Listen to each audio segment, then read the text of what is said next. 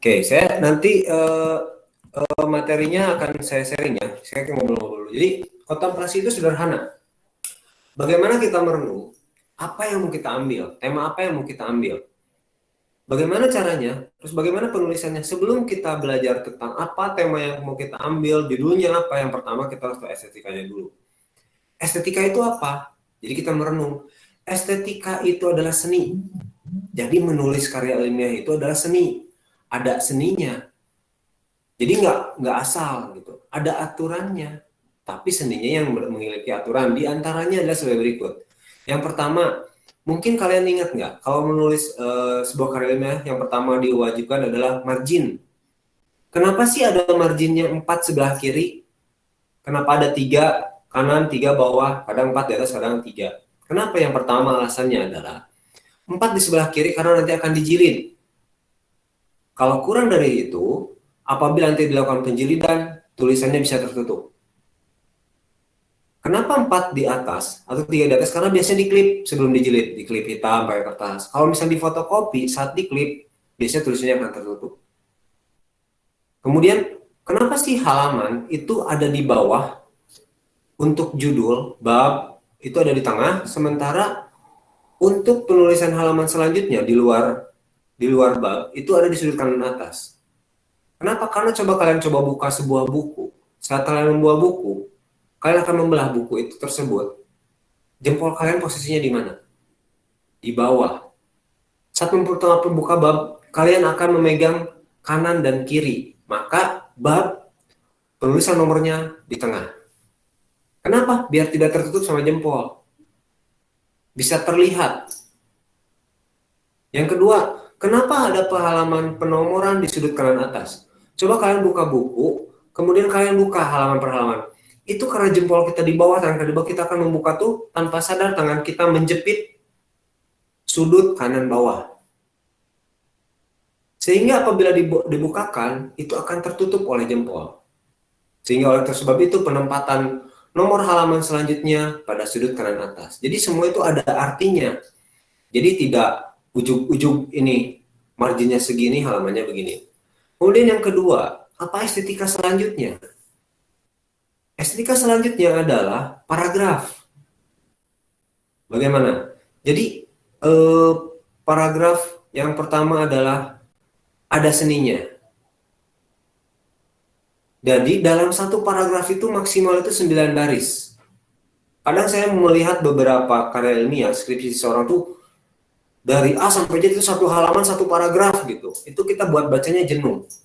Nggak ada seninya. Jadi maksimalkan satu paragraf itu adalah maksimal adalah 9 baris. Gitu. Kalau lebih dari 9 baris, bagi 2 aja atau bagi 3. Kemudian bagaimana dengan penulisan koma dan titik? Coba kalian bikin tulisan, kemudian kalian baca. Saat nafas kalian habis, disitulah koma itu berhenti. Gitu. Bagaimana dengan titik? Saat kalimat tersebut berhenti, maka di situ artinya titik. Jadi, coba kalian bikin tulisan, kemudian kalian baca. Saat nafas kalian habis, berarti harus koma. Dan saat ada kata sambung dan serta jangan menggunakan koma. Gitu.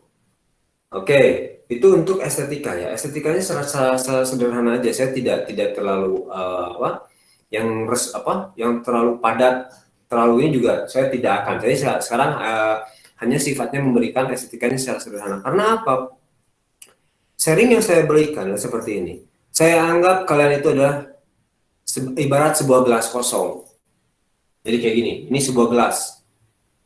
Sementara saya memiliki yang saya ingin berikan adalah sebotol. Kalau misalnya saya tuangkan sekaligus semuanya, air di botol ini habis, tapi sisanya terbuang. Yang tertampung tetap segelas. Tapi kalau saya berikan segelas, kemudian kalian minum, segelas, kalian minum, maka air di botol ini habis. Dan yang tersisa adalah tadi yang tidak kalian minum. Karena apa? Bisa aja kembung kebanyakan minum. Gak mungkin diminum semuanya, Harita. Gak mungkin diminum semuanya sekaligus. Kayak gitu. Jadi saya sedikit-sedikit. Jadi yang pertama tadi ya, yang pertama adalah estetika itu seni. Jadi seni bagaimana, kenapa harus ada margin, halamannya harus ada, kemudian bagaimana cara membuat penulisan koma, titik, hingga paragraf. Itu yang tidak ada atau terkadang mungkin lupa atau mungkin dianggapnya oleh teman-teman dosen seperti saya dulu ke mahasiswa, dianggapnya kalian sudah tahu. Padahal mungkin kalian belum tahu. Karena kalian belum tahu, tapi kalian lupa untuk bertanya. Padahal hal itu yang mendasarinya. Yang selanjutnya apa? Kita harus mencari fenomena. Fenomena itu apa? Pasti kadang nama dosen medlit, nama dosen, coba cari fenomenanya. Bagaimana mencari fenomena? Kalian harus tahu dulu yang dimaksud fenomena itu apa. Fenomena adalah setiap kejadian yang tidak semestinya. Setiap kejadian yang tidak seperti seharusnya. Setiap kejadian yang tidak seperti teori. Apa maksudnya? Iya, kalau misalnya dia lebih tinggi ataupun lebih rendah, itu adalah fenomena. Kalau ada kejadian luar biasa, itu ada fenomena. Contoh saat ini Indonesia harusnya, kota Bandung ini adalah musim kemarau. Tapi dari kemarin kita hujan. Itu adalah fenomena. Karena secara teori harusnya adalah musim kemarau. Kemudian ada lagi, misalnya, contohnya kita di Bapenda, Badan Pengelola Pendapatan Daerah. Kita mengolah jenis pajak daerah. Ada target yang harus dicapai. Tetapi saat direalisasi ternyata ada yang lebih tinggi, ada yang sama dengan target, ada yang lebih rendah. Yang dimaksud dengan fenomena tadi yang lebih tinggi atau lebih rendah. Yang sama dengan itu bukan fenomena. Udah sesuai, apalagi yang mau dicari. Apalagi yang selanjutnya, coba kalian buka jurnal-jurnal penelitian sebelumnya. Di sana cukup tidak usah baca seluruh jurnalnya. Kalau kalian tips-trik dari saya yaitu adalah cukup baca abstraknya saja dulu. Baca abstraknya karena itu mewakili apa? Mewakili seluruh isi yang ada di jurnal tersebut. Latar belakangnya terwakili, metode penelitian terwakili, hingga hasilnya terwakili. Kemudian kalian baca hasilnya. Kalian rangkum dari beberapa jurnal. Apabila jurnal dengan judul yang sama, tema yang sama menyatakan, contoh misalnya pengaruh A terhadap B, misalnya, si A, penulis A, menyatakan bahwa pengaruh A terhadap B adalah berpengaruh positif signifikan. Si B menyatakan demikian, pengaruh A terhadap positif signifikan. Ternyata si C berkata berpengaruhnya negatif signifikan. Yang satu lagi, berpengaruhnya positif tapi tidak signifikan. Nah, adanya ketidakkonsistenan atau disebutnya adanya inkonsistensi atas penelitian sebelumnya itu juga merupakan fenomena. Itu yang terkadang lupa untuk dimasukkan. Jadi inkonsistensi pada penelitian sebelumnya dilihatnya dari mana? Dari hasil. Nah, dari fenomena ini kita bisa melihat dari mana? Ujungnya sebuah penelitian adalah state of the art. Apa itu state of the art? Itu pengakuan asal hasil penelitian kita. Pengakuan yang seperti apa yang sangat diakui? Yang jelas yang sudah menerima Nobel. Namanya karya ilmiah, pengakuan tertingginya adalah penghargaan Nobel. Jadi kalau yang sudah ada mendapat Nobel, maka teorinya benar-benar diakui. Seluruh dunia mengakui. Sah dan legal. Jadi yang udah bisa membuat menjadi sebuah teori yang boleh dibilang sudah diakui semuanya. Tinggal nanti kita mencari apakah teori tersebut masih berlaku, masih bisa dikembangkan atau bagaimana. Gitu. Kemudian ada gap of theoretic. Nah, gap ini adalah yang tadi saya bilang tadi. Bagaimana kita mencari gap? Gap itu saya kasih lihat ya di sini ya, sebentar. Biar kita hapus. Oke. Gapnya itu di ya. Nah, ini di sini.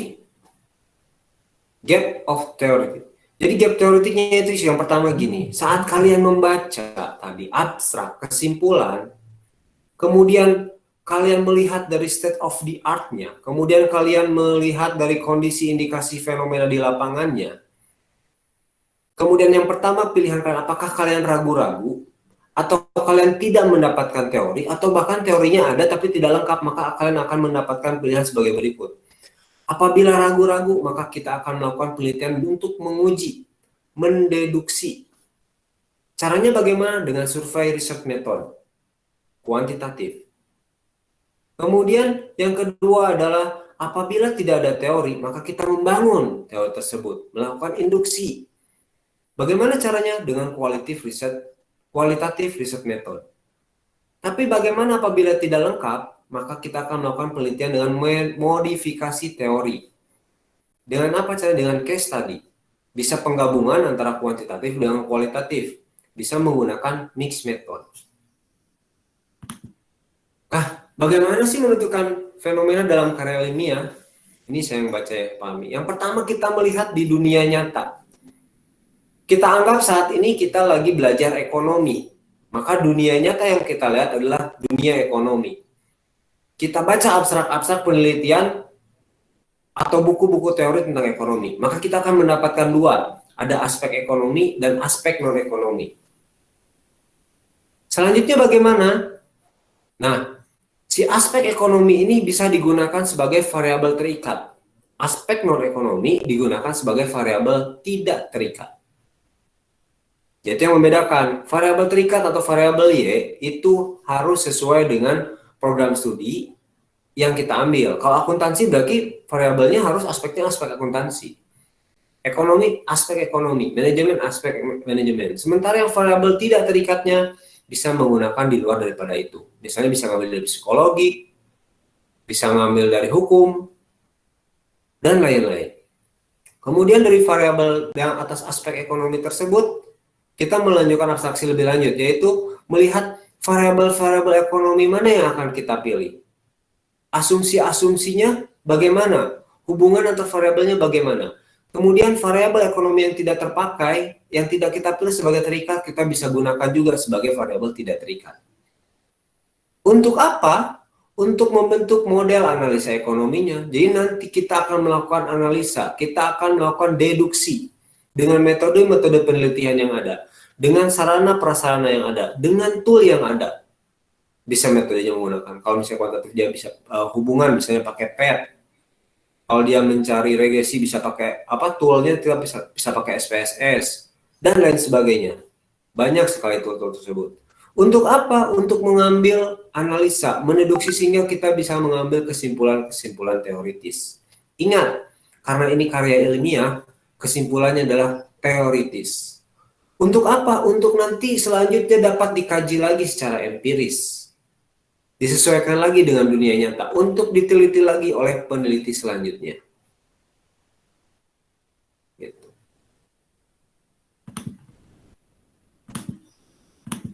Kemudian kita masuk kepada judul. Judul itu apa sih dan hubungannya apa dengan latar belakang?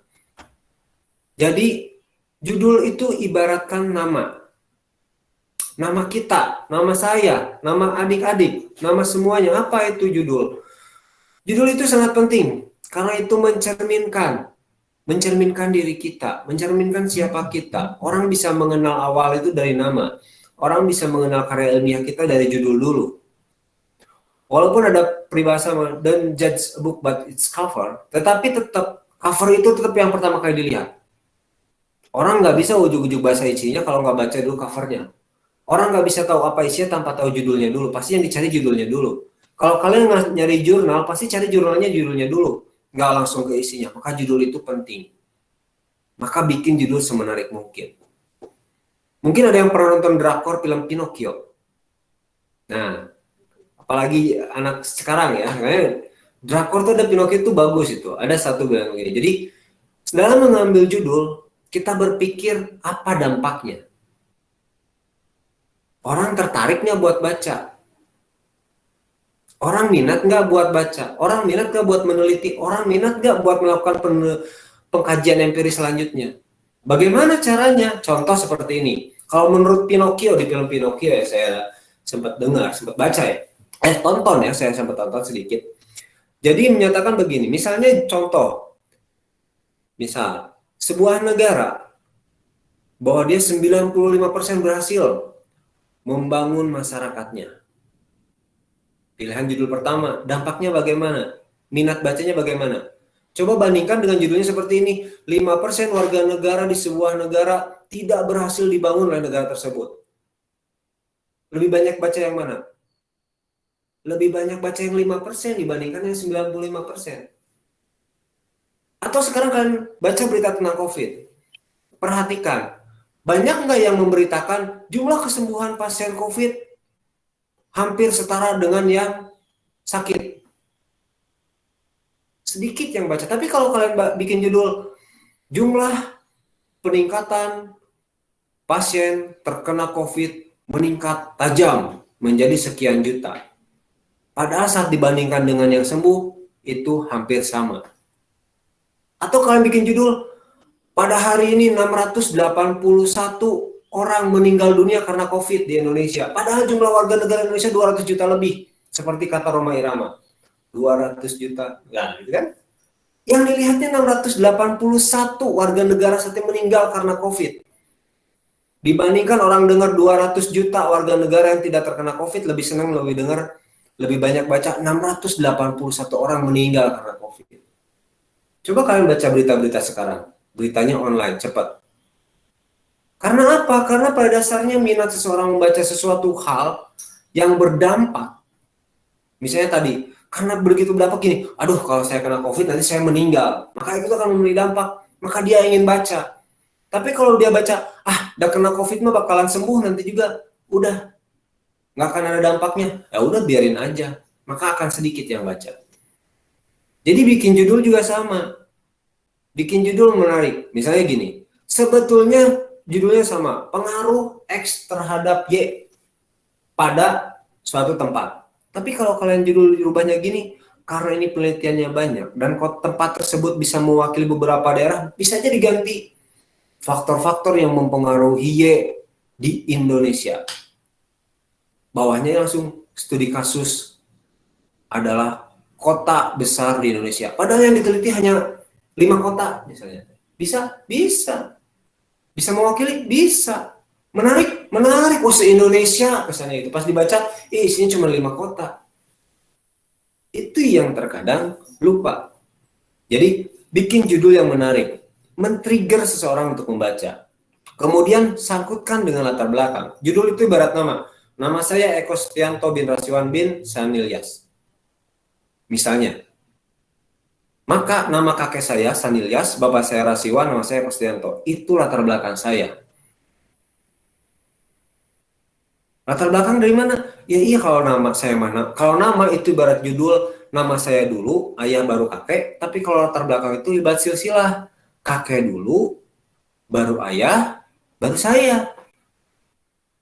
Jadi sama, saat kalian membuat judul, misalnya pengaruh X dan Y terhadap Z, maka saat menulis pertama kali, jelaskan dulu Z-nya apa. Teorinya bagaimana, penelitian sebelumnya bagaimana, baru nanti masuk terhadap X dan Y-nya. Pak, kalau saya mah ada studi kasusnya terakhir, baru jelaskan secara kotanya. Jadi fokusnya dulu terhadap yang terikatnya dulu, yang memiliki dampaknya dulu kalian jelaskan, baru apa aja yang mendampak penyebabnya. Siapa kakeknya, siapa bapaknya, siapa anaknya. Jadi posisinya dibalik dengan judul menjelaskannya. Ini banyak yang kebalik, yang dijelaskan misalnya pengaruh penerimaan pajak daerah terhadap pendapatan daerah di Kota Cimahi. Ngejelasinnya tentang Kota Cimahi adalah awalnya itu terdiri dari 3 kecamatan yang luas dari sekian bla bla bla dengan kondisi penyakitnya seperti ini. Kadang tuh sambungannya kapan gitu. Kadang saya jadi dosen pembimbing, dosen penguji, kapan masuknya gitu. Terus apa intinya nggak dapat gitu. Harusnya adalah pendapatannya dulu. Bagaimana sih pendapatan Kota Cimahi? Berapa pendapatan Kota Cimahi 5 tahun ke belakang? Naik atau turun atau tetap? Bagaimana sih pajak daerah di Kota Cimahi 5 tahun ke belakang? Naik, turun atau tetap? Kalau bisa sampai 10 tahun atau 20 tahun. Jelasin baru nanti di terakhirnya jelaskan tentang Kota Cimahi. Jadi secara umum dulu pendapatan di Indonesia bagaimana? Pendapatan nanti baru menjurus ke pendapatan di Kota Cimahi. Jadi sifatnya dari umum menyusut menjadi ke khusus. Kayak gitu.